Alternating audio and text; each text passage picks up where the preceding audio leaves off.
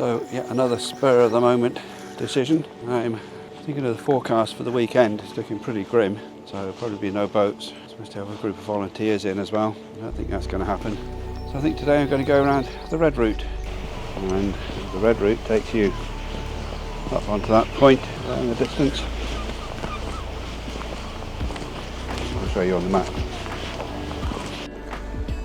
Although it's absolutely glorious in the sun, when you get into the shade, like I was just now and like I'm about to be again very shortly, like now, the temperature drops and plummets. Windfinder did say that you're going to feel more like 4 or 5 rather than 10 or 11. And they're not too far wrong with that. This is the part of the youth hostel garden and a bit of history, nonsense history really.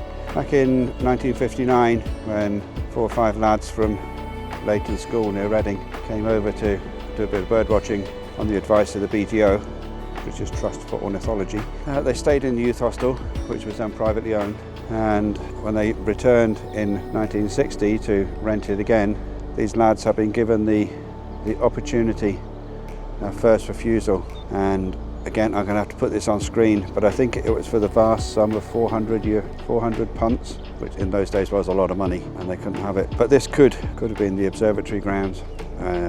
It would have been totally different. This would have been planted with nut lanes, heligoland trap, stunning view. I'm not complaining about the view we have, but this is slightly better. It's a very much bigger building, obviously, and would have taken a lot more upkeep and a lot more people to keep it running and viable. So maybe we're better off where we are. Well, we are better off where we are.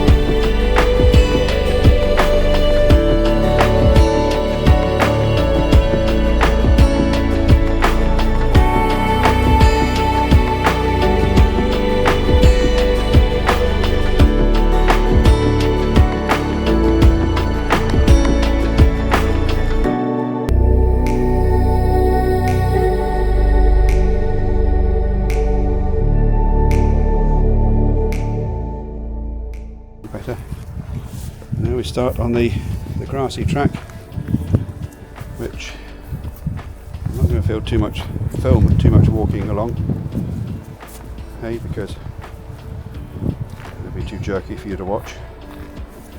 B, kind of need to concentrate even when it's dry, but when it's wet and slippery, you know, the risk of falling over in my ripe old age.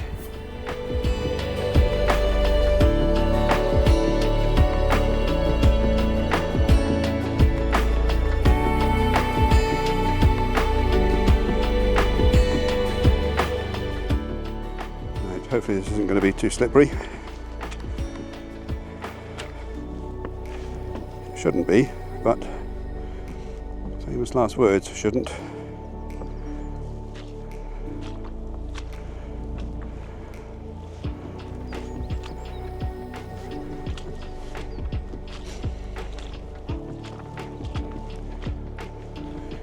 It's a lovely bit of wall, that.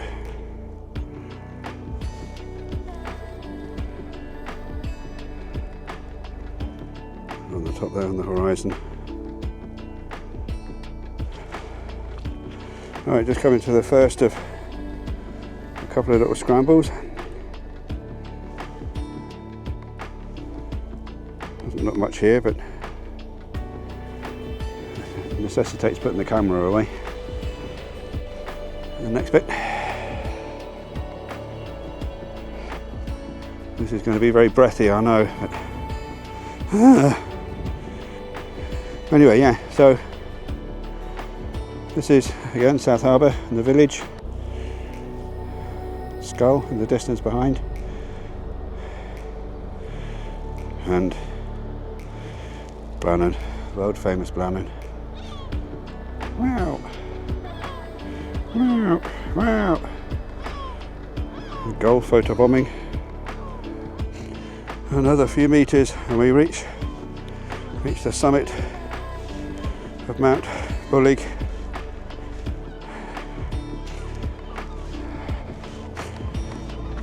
And here we are. Whew. I'll show the view from the other way now, just for a change. See if it improves it any.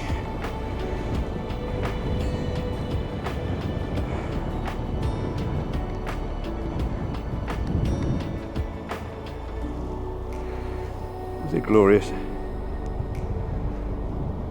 Helps that it's sunny, but even so, still pretty spectacular.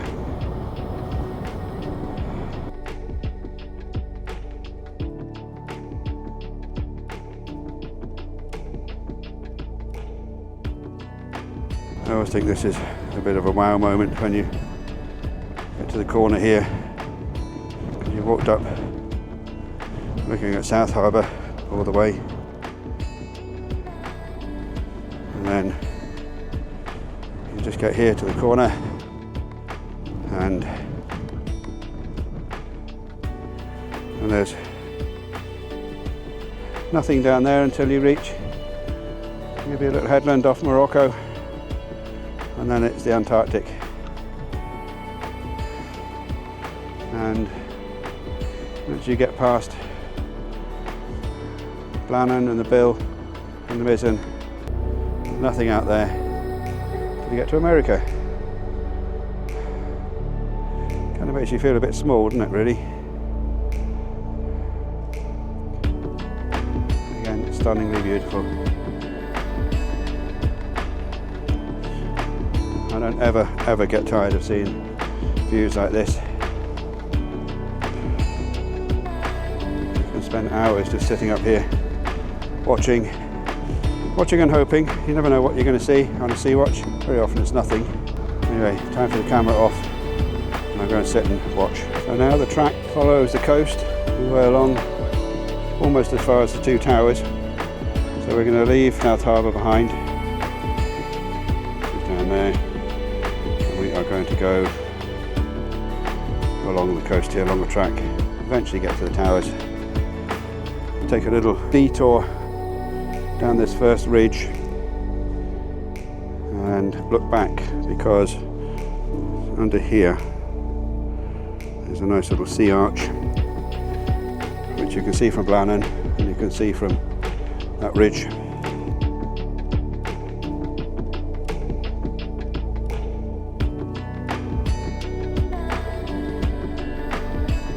There's that sea arch I was talking about.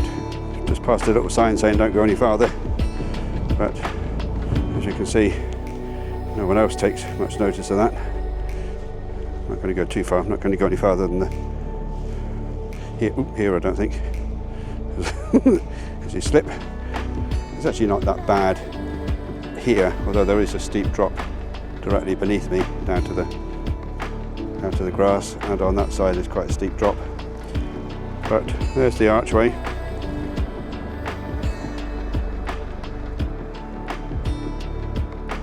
On calm days in the summer, people canoe through that and come at a high tide and come out this side. There's a big swells there, that will catch you out. There's a couple that are coming in here. Another long climb back up again, back up to the track. I'm looking along the south coast of Ireland here. I'll put it on the text. I don't know whether it will show up on the video, but first big island you can see is Kedge Rocks, and then right on the horizon, which I doubt very much whether you'll see, there's a few little rocks that stick out, the Stags Rocks. And then on really clear days you can see Galley Head and the lighthouse. On exceptionally clear days you can see the old head of Kinsale. That doesn't happen very often. Here we are, coming back to the track. It doesn't get any easier, that little scramble, climb, stroll, walk, whatever you want to call it. And then over here in front of us we have the bright white building. It's the old master's house, as in the old schoolmaster. Back in the day when we had lots of kids in the school. There's two there now, if anyone wants to bring a family over to raise them in a almost 1-to-1 teacher-pupil ratio. But the little creamy coloured one to the right of that, by the pine trees, it's the old post office. I think I've said this in a previous video, but for those who may not have seen it, and if not, it will be back in on the home page. The post office. People often ask, why is it there? Why is it there? I mean, it's just in the middle of nowhere. But if you look at a map, it's right slap bang in the middle of Cape. So it's equidistant from pretty well everywhere, and everyone to come to the post office was favoured. Nobody. I've just realised that this has been a bit of a waffle, but if it's the sort of thing you want more waffle, I mean more chit chat, talk, information, put a little note in the comments below, please. Because if you don't tell me what you like or don't like, want or don't want, then I don't know and I can't change it, and I can't make it how you want it.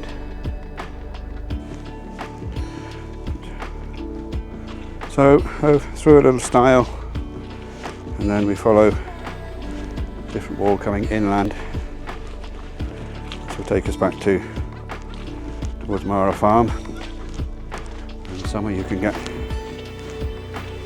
tea and cake and coffee and biscuits and goodies.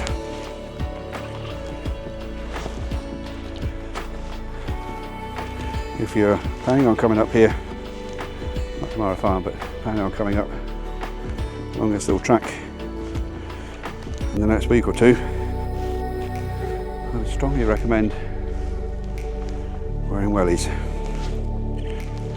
Some parts is really quite wet. Hello, Babas.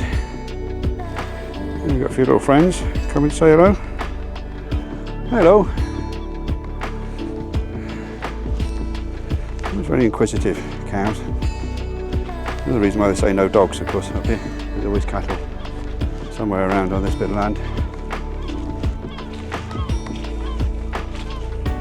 There isn't that of water there in the field. I use the term loosely. Usually damp, but I don't think I've ever seen it that wet.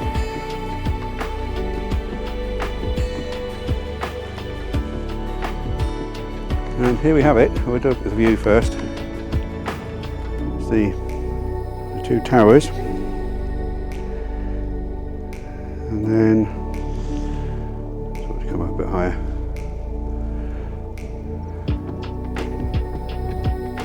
Last Track Woods, Mount Gabriel in the far distance on the Mizzen, post office, Mara Farm, teacher's house. See a little bit of South Harbour and around, eventually to Fastnet.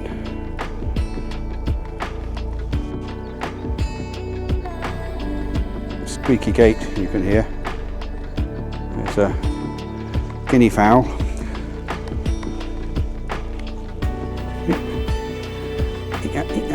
Eat that.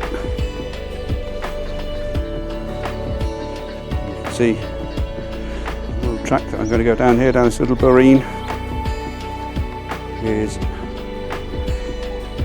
quite wet by the look of it, so I'll take your wellies off yet. Yeah, wet and stodgy, lovely. Oh, come on, let me out. The boots got stuck.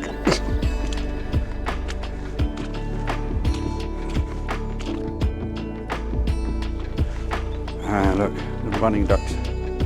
So they're not running ducks, I can't remember what they're called. But they're domesticated anyway. And barky dogs. Hello, you lot.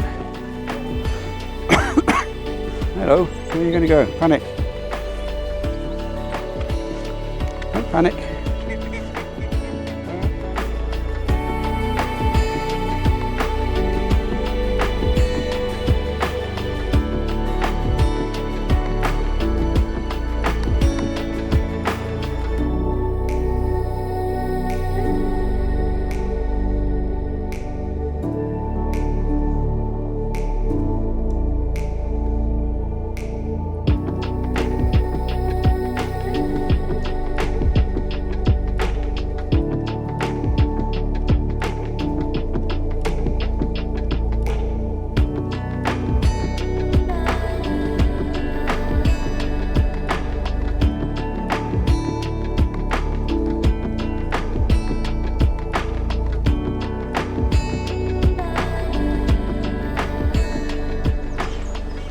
chaff calling, or singing. Chiff chaff, chiff chiff, chiff chaff. In amongst all the ducks, they probably won't be able to hear it, but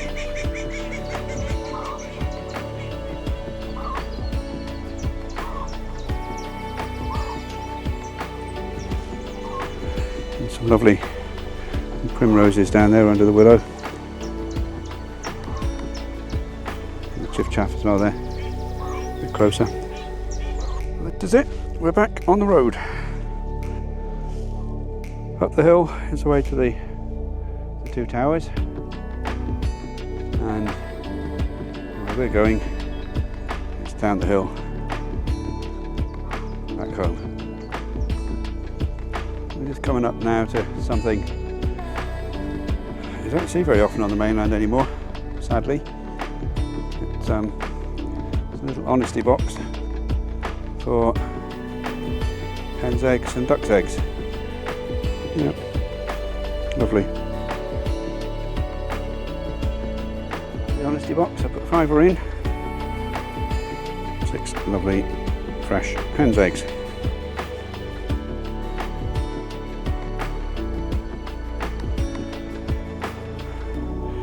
We have a couple of friends coming to stay tomorrow, Valerie and Paul, and I've told them that I'll be making them a little Thai taster meal. So it's going to be probably fish cakes, chicken satay, prawn salad, spicy prawn salad, spicy chicken salad. I'm not sure what else, if anything, it might be enough. So, quite looking forward to getting back to the obs with my newfound goodies of fresh hen's eggs, and poach them. Smell a bit of like toast, lightly toasted white bread. Lovely. The footage for this video was taken the 2 days before Storm Kathleen, but I thought that footage of the storm took precedence over this, so this is a week late. Okay, my apologies for that. But right at the very end, in fact just in a minute after I finish waffling here, there's a little bit of footage of some of the damage that Storm Kathleen inflicted on Kate. We were lucky to escape with very little damage, thankfully. But anyway, I hope you enjoyed the video, and please do the usual, like and subscribe, and please do share to your friends. I'll try to get as many subscribers as I can, just to spread the word of Kate around the world. We are now at 122. It's amazing. Thank you all so very, very much. Anyway, stay safe and keep happy, and we'll see you next time. Bye. This is the after effect of Storm Kathleen. There was a little hole here. It's now a huge, great big hole. As you can see.